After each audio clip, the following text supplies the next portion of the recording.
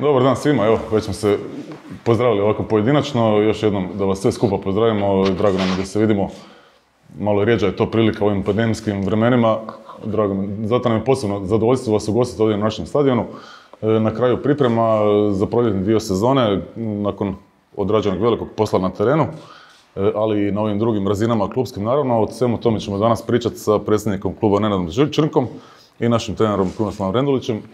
Evo, ja ću zamoliti jednog pa drugog da se prvo onako uvodno obrate sa nekim svojim dojmovima aktualnog trenutka, onda ćemo krenuti sa pitanjima, ići mikrofon među vama pa vas molim samo da se javite tko ima koje pitanje. Evo, možemo krenuti sa trenerom. Pripreme su u finišu, vremenski uvjeti nisu baš idealni. Kako je stanje sve skupa i kako su očekivanja od proljeća? Pa evo, prije svega pozdrav svima, vidim da ste se skupili u tako dobrom broju, što znači da smo ipak nekom zanimljivi. Evo, drago mi je da je to tako. Pa pripreme su prošle manje više uobičajeno, imali smo nekih problema sa ozljedama, Jure Prešir, Frukot prije, krizna operacija, ali dobro, sve ide na bolje, tako da nadamo se da će svi što prije ući u normalan ritam rada. Zaboravio sam kod Tarskog od prije neki dan isto problemi sa ozljedom, tako jedna neobičajna ozljeda koja nije baš uobičajena za vratare, ali dogodi se. Ali kažem, generalno sam zadovoljan s odrađenim, momci su odradili zaista jako dobro, jako kvalitetno i evo, nadam se da će to biti dobar temelj za dobre igre u proljeće i za žetvu bodova.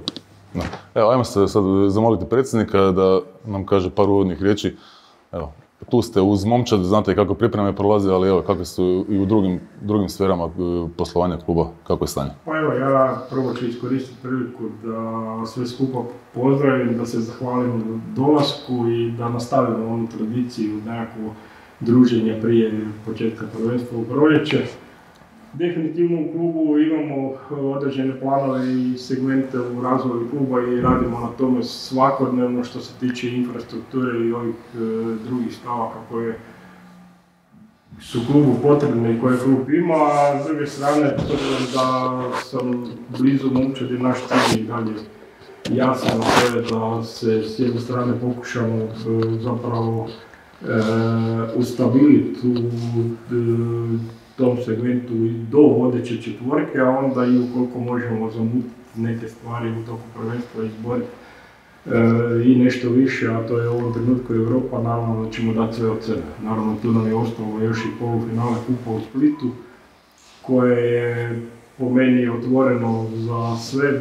Znate i sami da je kup uvijek nepredvidiv, iako u današnjim trenucima i današnjem vremenu Hajduk izgleda odlično i definitivno u toj utakmici Gorica nije u prilici da može tražiti nekakvu ulogu favorita, ali realnost je drugačija. U 90 minuta možete puno toga napraviti ili ne napraviti na terenu i ja smatram da nam je taj kup isto tako jedna prilika da izborimo svoje pozicije na kraju krajeva i da napravimo povijesni uspjeh Gorice plasmanom u finale.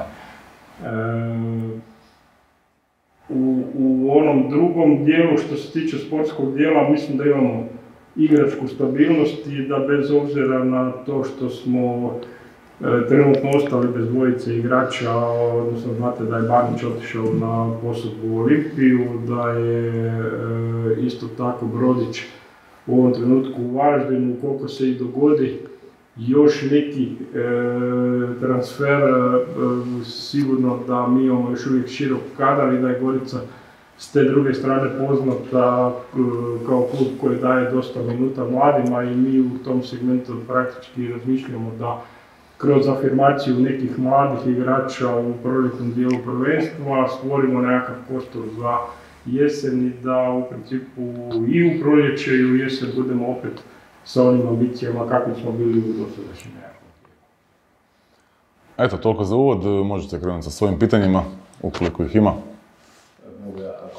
Mislim da je prilazni rok još uvijek traje do kraja siječnja, ako se ne varam. Bilo je dosta aktualno Kiki Lovrić u Osijek nakon odlaska Bočkaja. Je li bilo kontakata stvarnih, je li bilo razgovora i evo imamo još nekih 5 dana recimo ovog mjeseca, hoće se nešto dogoditi na tom pitanju? Pa ja sam upravo sad malo prije kolege spomenuo, definitivno, ajmo prvo na Lovrića, da, bilo je kontakta sa Osijekom, Osijek je poslao ponudu koja nas nije zadovoljila, mi smo poslali zapravo nekakve uvjete s naše strane koji, i kad sam ja zapravo u medijima rekao da u ovom trenutku nam nije bitan novac nego njegov napredak, zapravo je ponuda prema Osijeku s naše strane bila jako, jako korektna i financijski niska za nas i s obzirom da smo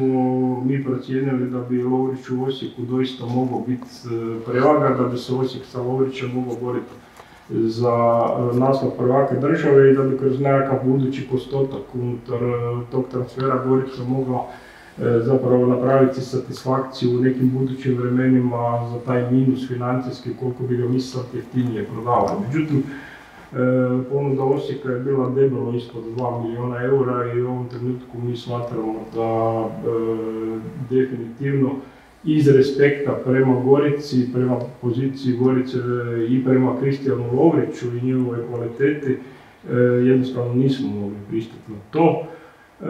S druge strane, prelazni rok naravno da završava 31. siječnja, ali on završava u čini Liga petice koja je za nas na neki način i nedostižna u ovom trenutku. Prelazni rok u brojnim drugim zemljama u okruženju traje do kraja 2. mjeseca i u Hrvatskoj je 17.2. zadnji dan prelaznog roka, tako da u principu svašta se još može događati i definitivno znate i sami da se ponekad u zadnjih 2-3 dana prelaznog roka događaju neke velike stvari, tako da mi smo spremni. Spremni smo s jedne strane i da ne prodamo nikog i da ostanemo u ovom dijelu, jer nismo u ovom trenutku u poziciji da moramo prodavati, ali s druge strane isto tako ako se dogodi ponuda i transfer, svjesni smo toga da ponekad vi ne možete to tezati neko vrijeme i da za neke igrače postoji vrijeme kad oni moraju napraviti taj transfer, tako da u principu je sve još uvijek otvoreno i sve moguće. Pa čak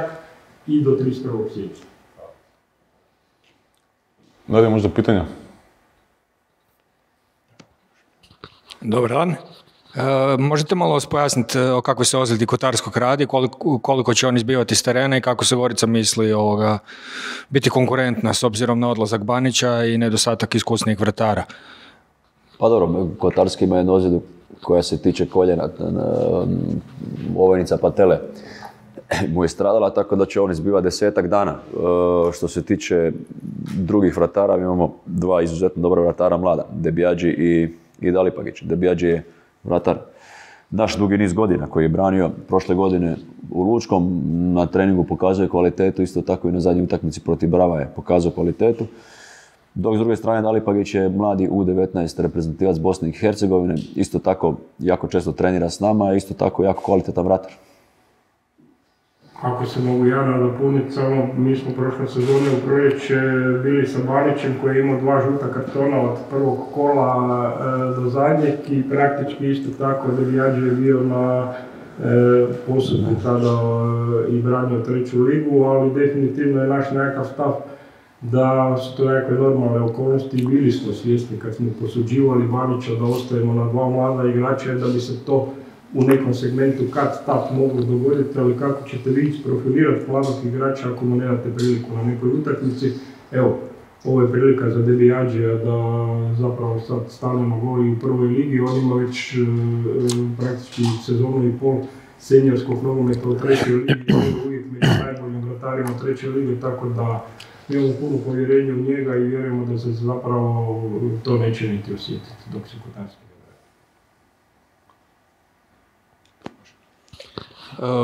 Pa recimo još jedno pitanje vezano za te mlade igrače, od kojih igrača očekujete nekakav dodatni iskorak i nekakav posebni napredak?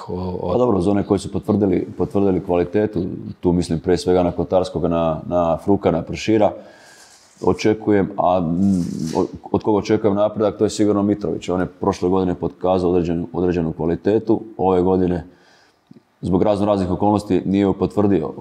Mitar izuzetno dobro radi, izuzetnu podršku ima od cijelog stožera i očekujem da ovo proljeće eksplodira. Isto tako od još uvijek juniora Kruza očekujem napredak dodatni, on je pokazao kvalitetu prošlu godinu kroz juniorsku ligu, stalno s nama trenira, svakodnevno se potvrđuje na treningu.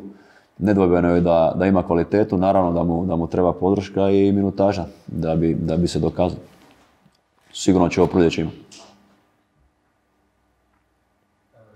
Pitanje samo. Ja sam se isticao sad problem neefikasnosti momčadi, u tom smislu otišao je Brodić, da li se planira nekakav dolazni transfer za napadačku poziciju? Dobro, to je više pitanje za predsjednika, da, ali dobro.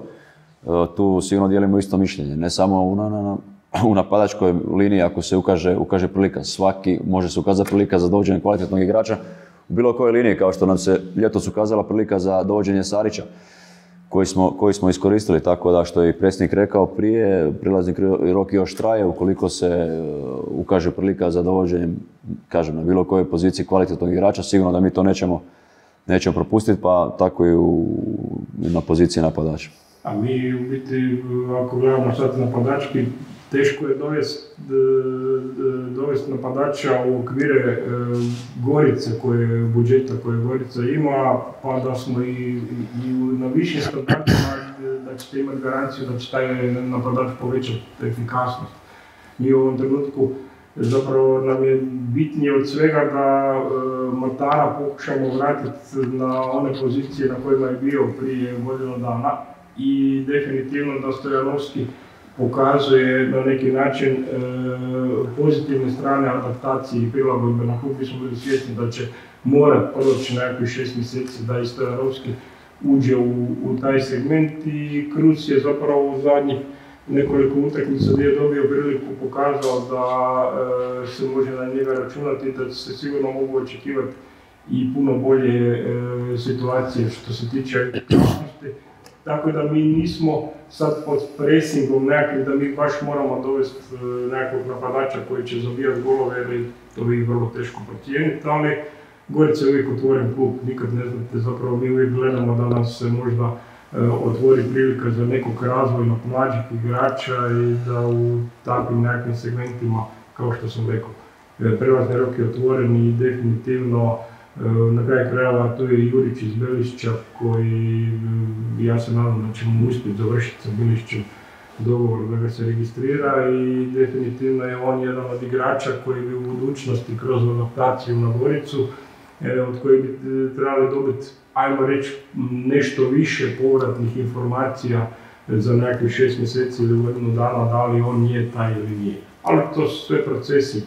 Jedne sezone imate problema sa realizacijom, druge sezone nemate problem sa realizacijom, ali imate problem sa nečim drugim, ali opet morate rješavati. Tako da je to normalna situacija u životu.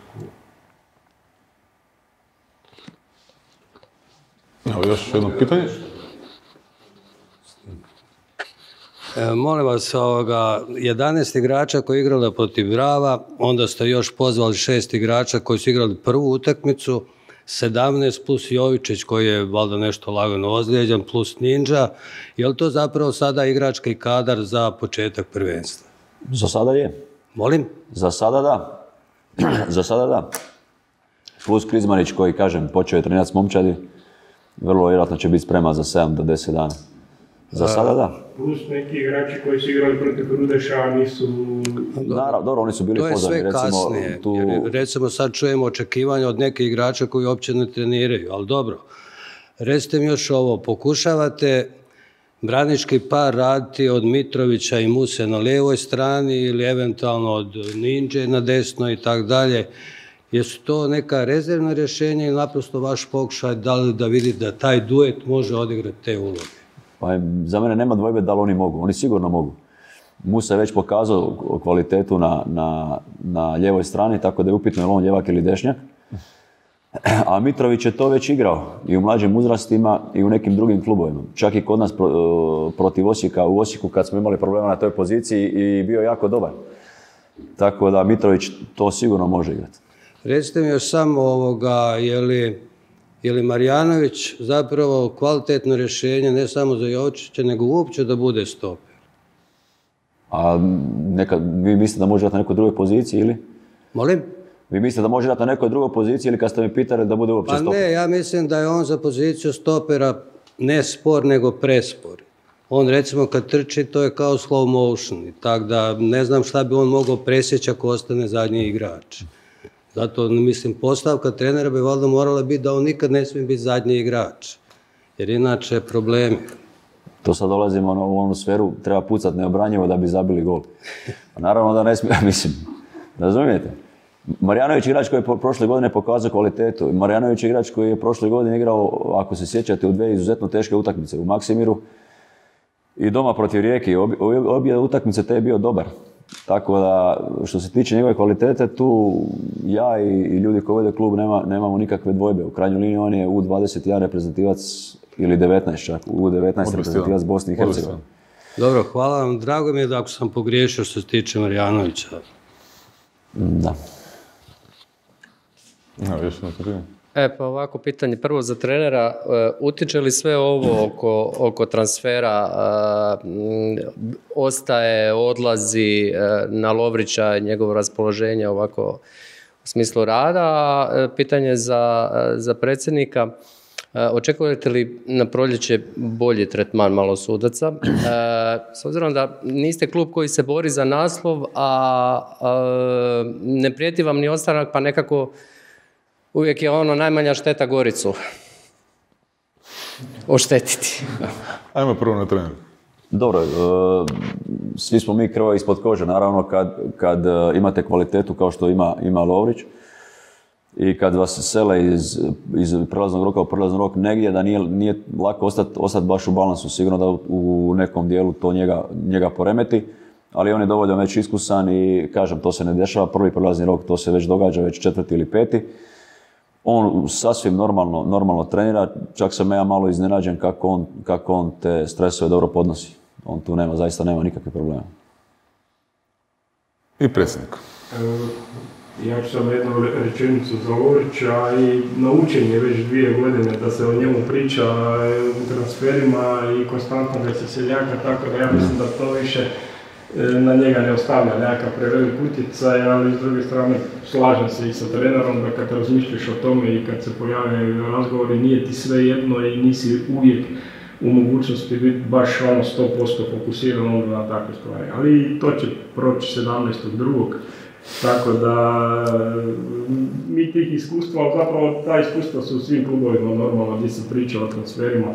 Do prelaznog roka imate zapravo jednu nervozu, nakon prelaznog roka drugu i većina igrača kad prestane razmišljati o tome, onda definitivno se 100% fokusira na prvenstvo. Ono što se tiče sudaca, da, zapravo činjenica je kad bi mi sad okrenuli to jesmo ili nismo u nekakvoj borbi, da sve one pogreške koje smo mi nabrojali, a tiču se zapravo direktno Gorice od utakmice s Rijekom pa na kraju utakmice s Osijekom i još nekih utakmica sa Istrom, praktički kod onog koji izjednačujućeg gola Istre i faula na centru koji VAR nije vratio i zapravo tih negativnih ocjena na kraju krajeva koje su suci dobili.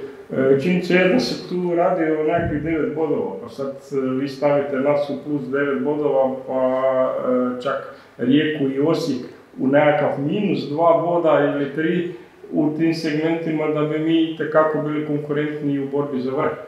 U tom dijelu, iako smo mi realni, znamo di nam je mjesto i znamo situaciju, zapravo da Gorica u ovom trenutku mora tražiti svoju stabilnost negdje kao 5. i 6. klub u HNL-u, jer definitivno u ovom trenutku što se i budžeta i proračuna i svega ostalog tiče, teško da mi možemo biti konstantni u borbi za Europu, ali kao što sam rekao i prošle sezone, s jedne strane, naravno da ćemo se uključiti, naravno da ćemo dati sve od sebe, ali jedino na način da iskoristimo zapravo nedostatke većih klubova koji bi teoretski trebali biti ispred nas. A ja osobno vjerujem da će sudačka organizacija, zapravo iskreno kad uspoređujemo sve te nekakve situacije koje se događaju u HNL-u, pa onda kad slušate izjavu Klopa koji s jedne strane traži da u Premiershipu sude strani sudci jer se tamo neke stvari događaju, pa onda pogledate to na druge zemlje, definitivno je to u nekakvoj normali. Ja jedino što bih htio da se te greške smanje zapravo u postotku koliko je to moguće, a onda i da budu raspoređene na sve klubove podjednako, pa da zapravo niko od nas nije toliko oštećen, ali to je život. Jednostavno uveli smo VAR u situaciji u kojoj se neki suci moraju i adaptirati na tu VAR tehnologiju i definitivno u tim segmentima ja vjerujem da će se iz godine u godinu popravljati, ali da ovaj ekstrem koji se dogodio u jesenskom dijelu gdje je Gorica zapravo iskočila u tim nekakvim kriznim situacijama da se neće ponoviti u proljeće i da ćemo biti bolji. Još neko pitanje možda? Evo, ako ne, ajde, možemo završiti polako ovaj dio našeg druženja, naše pres konferencije. Malo će se kamera i okrenuti prema našim modelima ovdje, dosta ovako ukipljenim. Dakle, novi dres Gorice sa jednim novim uzorkom na sredini, autorsko djelo Alpas Hrvatska, naravno, naših partnera, ali malo više će o tome zašto dres izgleda ovako, reći, evo, možda predsjednik. Jedino malo, Dvoreković malo previsok. Morat ćemo ga smanjiti, da. Ovo je samo za slikanje, evo, pa nek mu bude ovaj put. Dobro, ja bih zapravo, ja ću reći onaj tehnički dio, onda ću zamoliti Kristijana Japica koji je ispred Alpas Hrvatska ovdje da kaže ideju.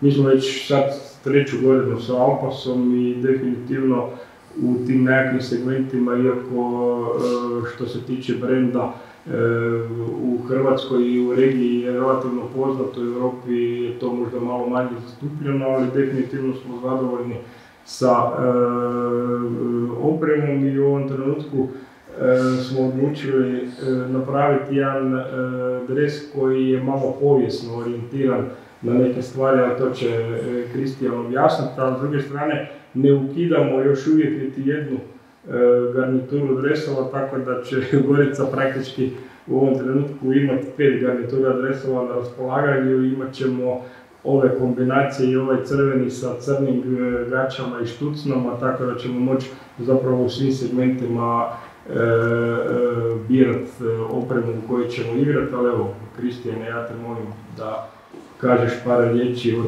tematici koja je prethodila praktički. Evo, može nam Kristijan doći tu i malo do dresova pa da ga vidimo. Da nije nam samo u spikerskoj ulozi. Da se čujemo. Lijep pozdrav svima. Prije svega bih pozdravio sve vas novinare, onda posebno predsjednika, trenera i Marka. Uvijek je lijepo biti u ovako jednom velikom broju ljudi za današnje vrijeme i pogotovo ljudi koji su u sportu i bave se najljepšom stvari na svijetu, a to je pratiti sport i biti aktivan u sportu. Predsjednik je već se dotaknuo povijesne sezone Gorice 2010. godine kad je izboren onaj famozni plasman u prvu ligu. Upravo su ove boje obilježile tu godinu, posebno ovaj uzorak koji je na prednjici dresa i to je bila neka nit vodilja u nekom našem dizajnu i recimo to tako da potaknemo neki sentiment u navijačima koji prate Goricu ne samo od kad smo u prvoj ligi, nego i u vremenima kad je Gorica tek se rađala u smislu jednog organiziranog hrvatskog kluba koji ima moderne poglede ne samo na nogometnu igru, nego i na organizaciju, marketing, navijače i sve što predstavlja današnji jedan modern klub. Ja moram spomenuti jednu bitnu stvar koja možda ovako je drugačija za razliku od svih drugih klubova u Hrvatskoj, a to je da komplet ovaj program dresova i općenito svu opremu koja nosi HNK Gorica, kako seniori, tako i mladež i treneri u školi nogometa, je napravljena 100% u Hrvatskoj, dakle to su radile hrvatske ruke, sa hrvatskim znanjem i sa hrvatskim dizajnom i to je ono što nas posebno veseli, pogotovo u današnje vrijeme kad vidimo na koji način ne samo domena sportske opreme, proizvodnja i prodaja funkcionira, nego i općenito svi drugih proizvodi koji se uvažaju izvana i prezentiraju na hrvatskom tržištu, dok mi imamo, evo, recimo tu neku kvalitetu i snagu u našim redovima, pa to je neka poruka da uvijek treba krenuti tražiti kvalitetu u svojim resursima, onda ako je nemaš u svojim resursima kao kad slažeš momčad, ako je nemaš kod sebe, onda je nađeš negdje drugdje pa je platiš. Tako da je to specifična situacija što se tiče dresova. Evo, nadamo se da će donijeti ne samo sreću, nego da će donijeti jedan novi vizualni identitet koji predstavlja Goricu kao grad i Goricu kao klub. I evo, mislim da ima još živućih u stožeru. Mislim da je Sabljak bio, Saša, kapetan te generacije. I Matija Dvorneković igrao prvi. Tako je, i Matija Dvorneković da je bio. I ne smijemo zaboraviti, Ante Budimir je bio te sezone i Franjo Kovačić, pevec, nezaobilazni, jel? Koji je bio tada isto u klubu, uz naravno našeg predsjednika koji je na kraju krajeva bio vizionar. On je tada već vidio neke dizajnerska rješenja koja su za to vrijeme bila dosta široka. Evo, toliko o tome. Želim puno sreće treneru i momčadi, što manje vozi, da puno zdravlja, da ova sezona bude onako nabrijana do kraja, sportska, i da na kraju Gorica sa ovim dresima bude uspješnija nego što je to bila prijašnjih godina. Evo, hvala. Evo, hvala Kristijanu. Tu ćemo mikrofon staviti. Evo, još možemo za kraj, pripremili smo jedan mali video, baš sa ovom temom dresa. Biće i na našim društvenim mrežama, ali evo, možemo ga sad kratak.